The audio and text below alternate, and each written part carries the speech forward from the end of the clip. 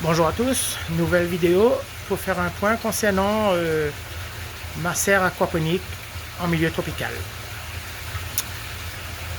Tout d'abord, on est le matin, il y a du soleil, la température de la serre est de 16 degrés et celui de l'eau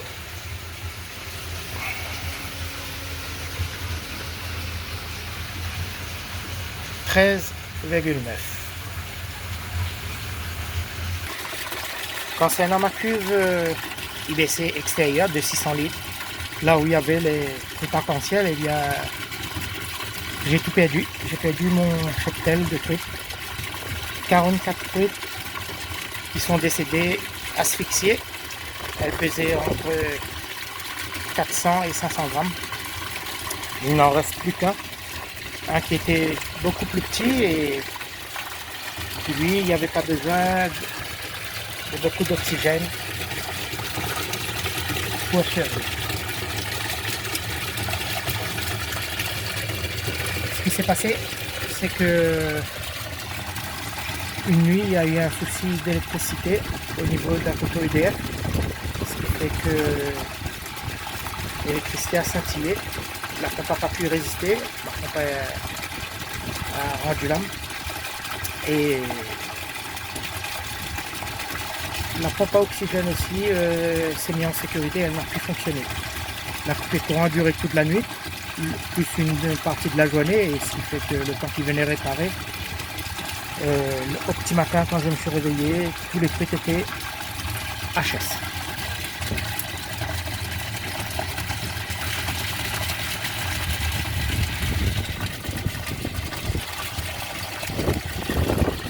Donc on est en hiver depuis à peu près un mois et demi.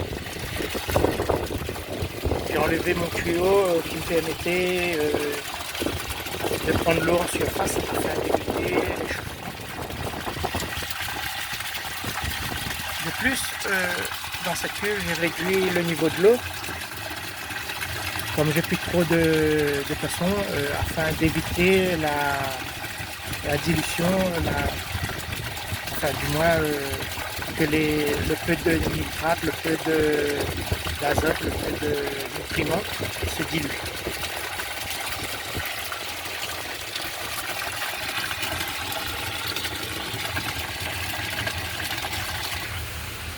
À l'intérieur, ben, c'est une catastrophe.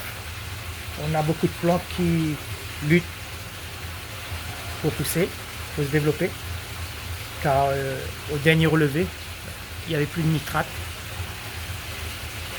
plus de nitrite, plus d'ammonium.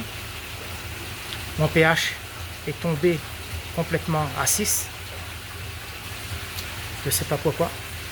L'effet de tamponnement, le KH aussi, est diminué et au dernier relevé, c'était un DH. Je ne sais pas pourquoi. L'effet de tamponnement s'est réduit. Et tout cela s'est produit juste après la mort de tous les truites.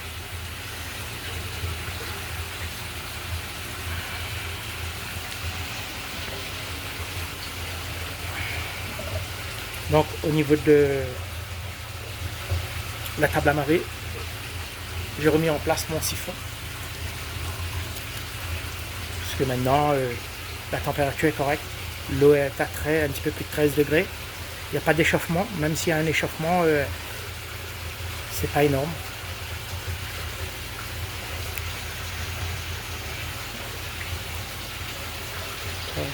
Au niveau des grosses tomates, eh bien, ça continuait quand même à grossir et à mûrir. Mais on voit au niveau des branches qu'il y a vraiment de fortes carences.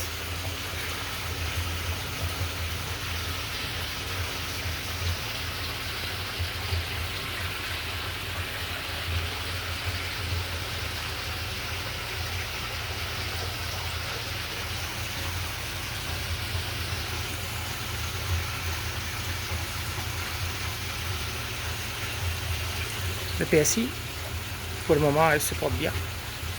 Elle garde sa fraîcheur.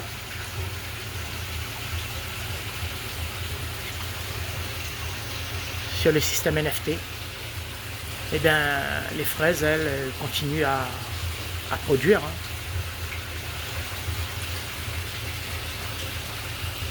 Elles continuent à produire, à grossir, à mûrir.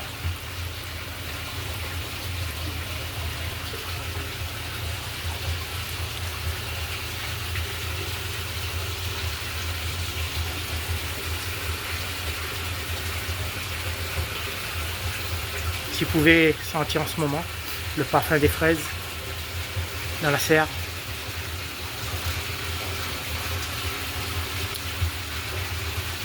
En tout cas, j'arrive pas à comprendre vraiment.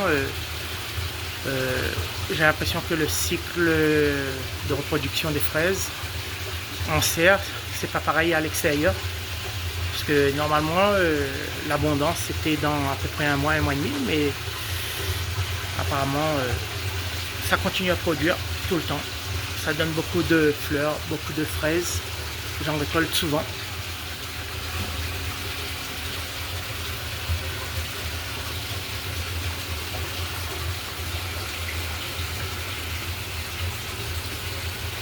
Concernant les cuves à écoulement gravitaire, ben, toujours le PS6 ça va.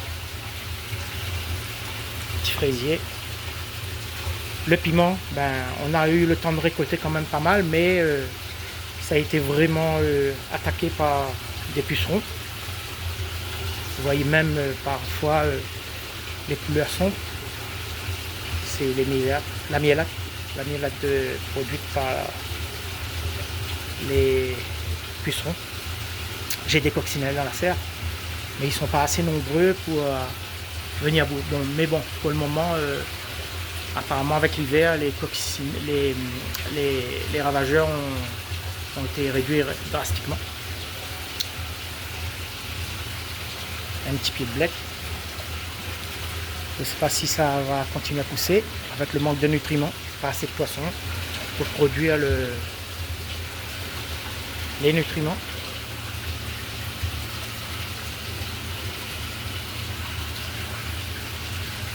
Ici, comme vous voyez, une larve de coccinelle, la coccinelle jaune à point noir.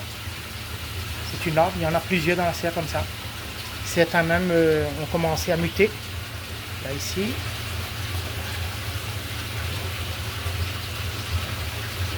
Là. Ici, là. Ensuite, on a certains qui ont commencé à muter. Ici. Vous voyez, lui il va muter, il va se transformer en coccinelle. Il y en a partout comme ça, mais ils n'étaient pas assez nombreux pour s'attaquer aux pucerons.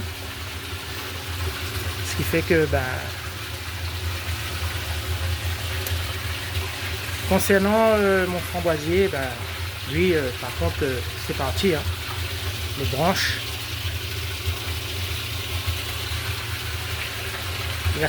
il a tout pris au niveau place dans le coin.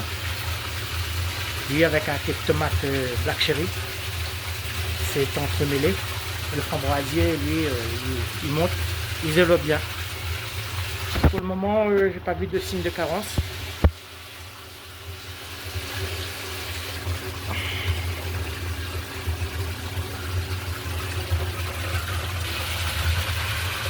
Les tomates black cherry, les tomates cerises.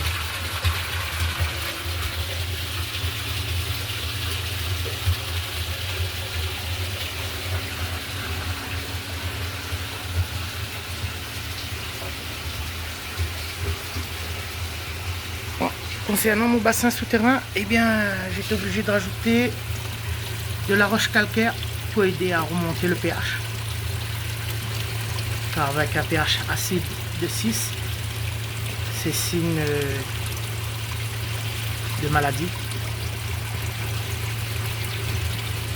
Donc j'espère que ça va aider à remonter. Je vais pas mis beaucoup pour le moment et si ça suffit pas, j'en rajouterai et s'il y en a trop, ben, j'en enlèverai. Le but c'est de remonter mon pH à 6,8, voire peut-être 7.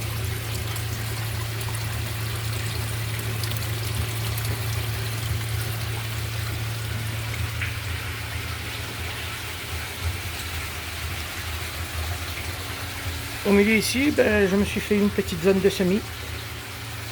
J'ai commencé à faire du repiquage concernant les semis de salade, la feuille de chêne, etc. Des plants de piment. Et beaucoup d'haricots noirs grimpants. J'ai fait beaucoup de semis parce que ça pousse beaucoup, ça pousse bien. Et ça a l'air de ne pas consommer beaucoup de nutriments. Concernant au milieu, j'ai les sauts hollandais. Bon, ben, les fleurs, les œillets d'Inde et les soucis, ben, j'espère que ça va résister au manque de nutriments. Un pied de tomate qui vit, bon, ben, il subit. Il a du mal à pousser. C'est un pied de tomate cerise qui ont eu le temps de donner.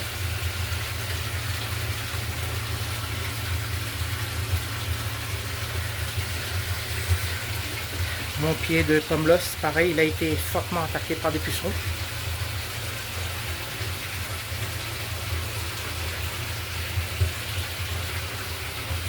Une chose est certaine, les aubergines, et bien là c'est un signe de vraiment de forte carence dans le système. Ça a stagné. Il ne se développe plus, il est resté comme ça. Concernant les tomates cerises Black Cherry, eh bien, ça a produit beaucoup de tomates.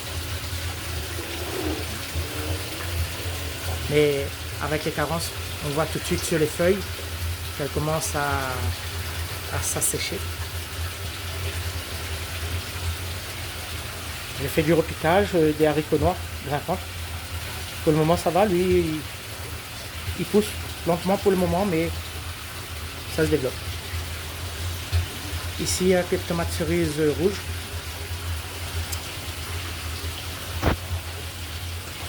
C'est la tomate cerise rouge. Ici, c'est les black cherry.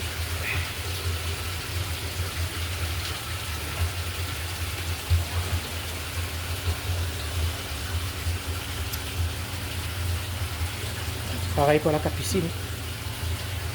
On voit que elle commence à donner des signes de fatigue. On voit les feuilles qui sont brûlées.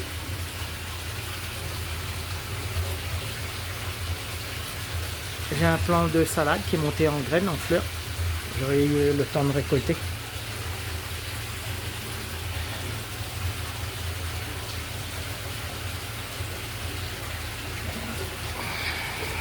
Concernant la tomate maraîchère, eh bien, elle aussi, elle a été attaquée par des pucerons. Je vous avais montré dans une précédente vidéo. J'avais fait un petit traitement au savon noir, mais après j'ai laissé tomber, j'ai laissé la nature agir. Parfois il arrive, il y a des coccinelles, des larves qui viennent. Mais par contre, elle n'a pas trop produit. Je ne sais pas si c'est dû au fait qu'elle a été attaquée, mais la production a été vraiment réduite. Est-ce que c'est le pied qui est un peu radin? Je ne sais pas. Les fraisiers, toujours pareil, hein, partout, c'est en fleurs, ça donne des fraises.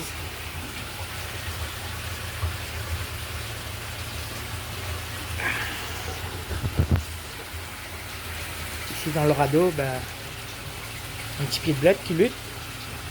Mais bon, on verra par la suite ce que cela donne. Les soucis, les dan sabia. Nous avons le gros piment aussi qui commence à donner. Tomate cerise rouge. La maraîchère, ben, celui-là il n'a pas été attaqué par les pucerons et pourtant il est un peu radin. Je pense que c'est la qualité même. Il donne pas beaucoup de tomates. Hein.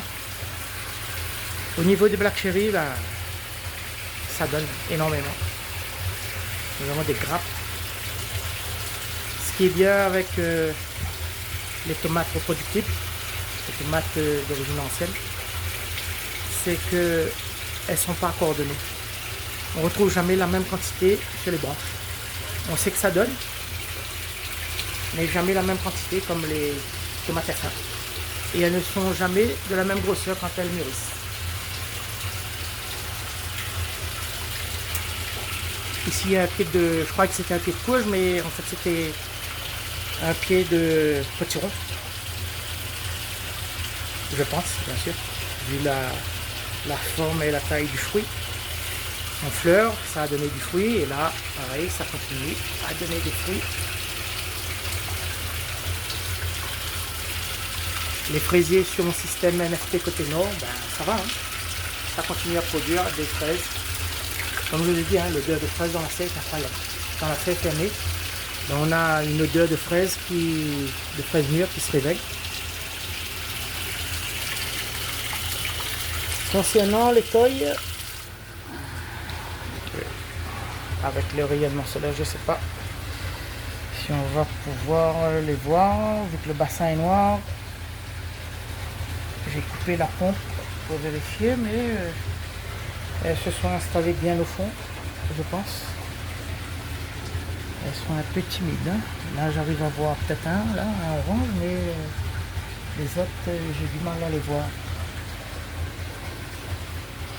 Je crois qu'ils sont partis au fond.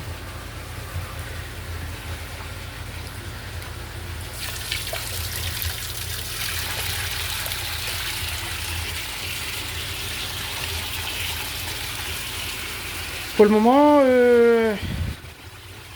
je compense un peu mon système avec le liquide de minéralisation et du tétlombruit compost pour empêcher les plantes de mourir brusquement. Donc là, par exemple,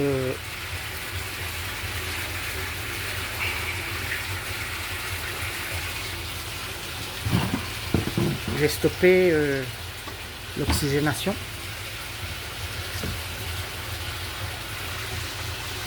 Donc là, on va pouvoir récupérer ce liquide là, comme vous voyez, marron clair. C'est le liquide minéralisé, riche en beaucoup de choses,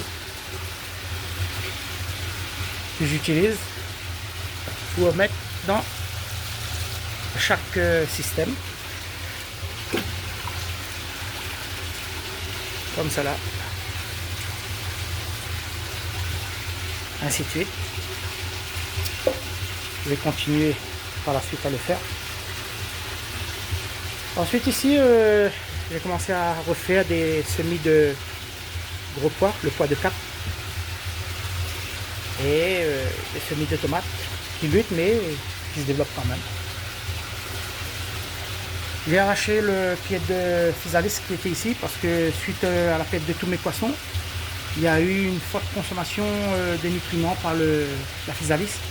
Elle avait toutes ces racines qui avaient pris toute la place là, ici, dans cette zone là, sur 1 mètre. Et elle consommait beaucoup les nutriments restants. Donc je l'ai enlevé. J'ai mis tout ça, toutes les racines, les branches, etc. dans le système de compostage, l'embouille de compost. J'ai pu quand même récolter pas mal de physalis.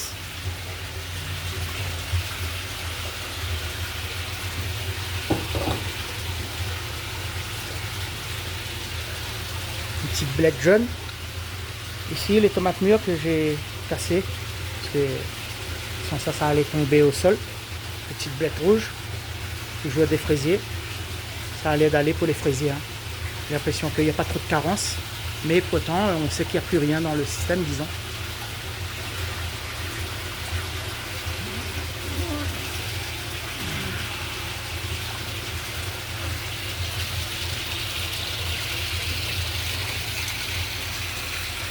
Concernant ici, j'ai un pied d'ail chinois. C'était des grains que j'avais plantés. C'est bien démarqué, bien développé. Au niveau des fraisiers, ça, sur le système NFT, c'est bon, ça continue. Les fraisiers produits.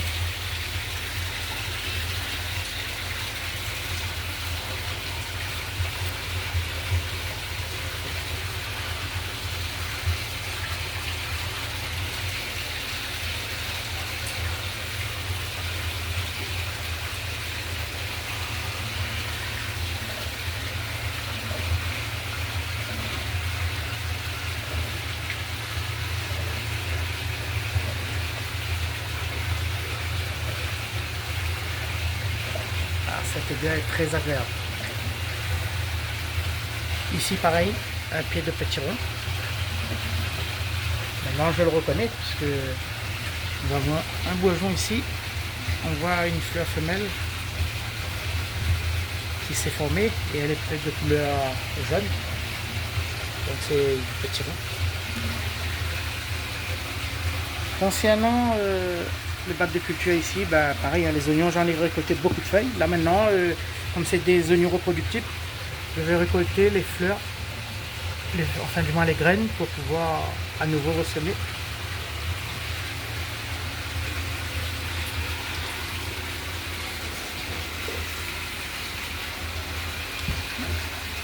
Le petit système NFT à l'avant, pareil.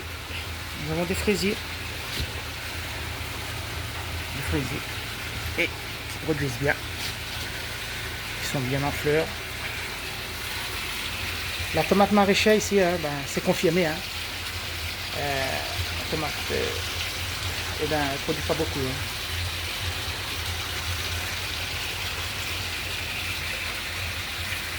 Pas beaucoup du tout. Contrairement aux grosses tomates et aux tomates cerises.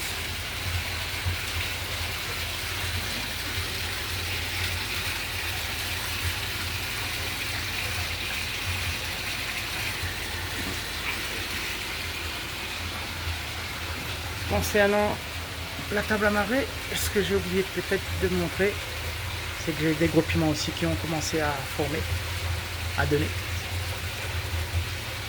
J'espère que ça va tenir. Voilà pour cette nouvelle vidéo en hiver avec une température de la serre. Là maintenant elle est toujours à 16, ouais, 16 degrés. L'eau toujours elle a monté un peu. On est à 14 3. Mais au plus chaud de la journée pour le moment, à 1 mois et demi d'hiver, 1 mois et demi où on est en hiver, la température n'a pas excédé les 18 degrés. En tout cas la température de l'eau. La température de l'air jusqu'à maintenant, le plus fort en hiver à l'heure d'aujourd'hui, on a eu une température de 24 degrés. C'était le plus fort pour l'air. Voilà, si vous avez des questions, n'hésitez pas. Si vous avez des commentaires.